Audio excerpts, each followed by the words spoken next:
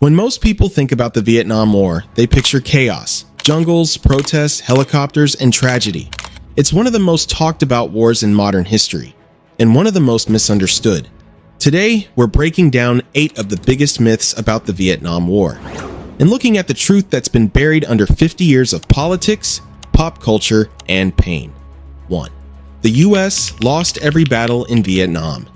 That's one of the most common myths, that American troops were constantly defeated on the battlefield. But militarily, that's just not true. US and South Vietnamese forces actually won the vast majority of major engagements.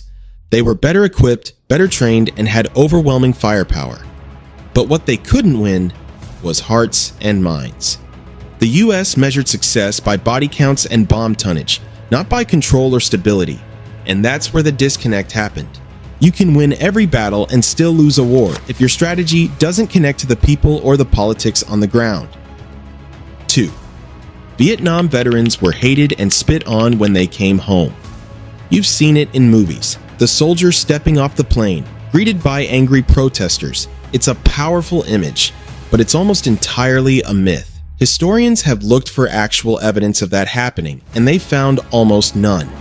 There were protests, yes, but the idea that veterans were spit on or personally attacked came from stories that appeared years later, mostly during the 1980s.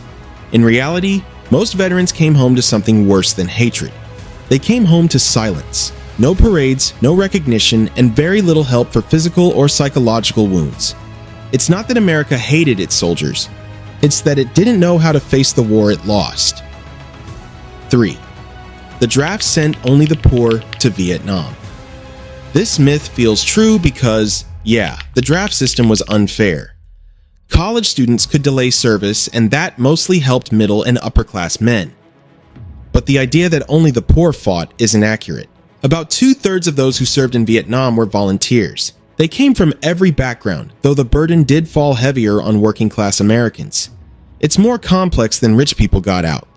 The real story is how class, race, and geography all mixed to decide who went and who didn't.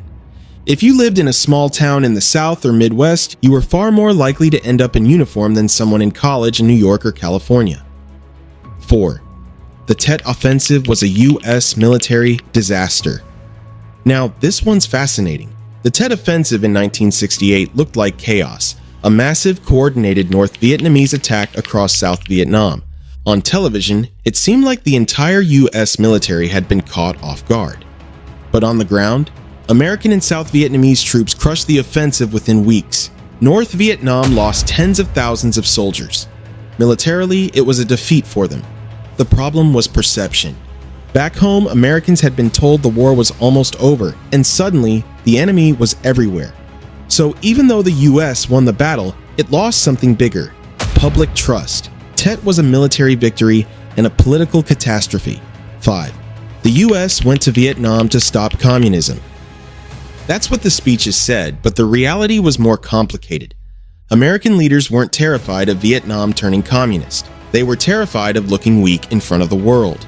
The real motive was credibility, the idea that if the US didn't fight in Vietnam, its allies wouldn't trust it and its enemies wouldn't fear it. That mindset, the domino theory, became a self-fulfilling trap. America fought to prove it could win, even when victory no longer meant anything. 6. Vietnam was a civil war. The US just helped. On paper, that's how it was presented. The US was there to support South Vietnam's government against communist rebels in the north. But in practice, the US called almost every shot. It picked South Vietnam's leaders, controlled the funding, directed the strategy, and commanded the troops. That's not helping, that's running the war. Vietnam wasn't a proxy war, it was an American war fought on Vietnamese soil. 7. Protesters disrespected soldiers. This one still sparks arguments today, but the record shows that most anti-war protesters didn't target troops. They targeted policy. They protested the draft, the bombing, and the lies coming from Washington, not the men fighting in the jungle. In fact, many veterans joined them. Groups like Vietnam Veterans Against the War marched in uniform, carrying their medals and demanding the truth about what they'd seen. The idea that protesters hated soldiers came later, when people wanted to rewrite the story of who was patriotic and who wasn't. 8. The war was fought entirely in the jungle.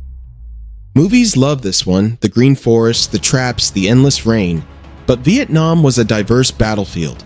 There were jungle fights, yes, but also urban battles, in cities like Hue and Saigon, and massive operations through rice paddies, rivers, and villages. The Jungle War image came from Hollywood, not history. It made the war look like chaos and confusion, which fit the mood of the 1970s. But it flattened the complexity of what really happened. The Vietnam War didn't have one story, it had millions. Soldiers, civilians, journalists, protesters, and politicians all lived completely different versions of the same history. And that's why it's so easy for myths to grow.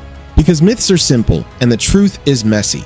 You can't fit Vietnam into a slogan or a single moral. It was a tragedy, a warning, and a lesson about power, and about the stories we tell ourselves afterward.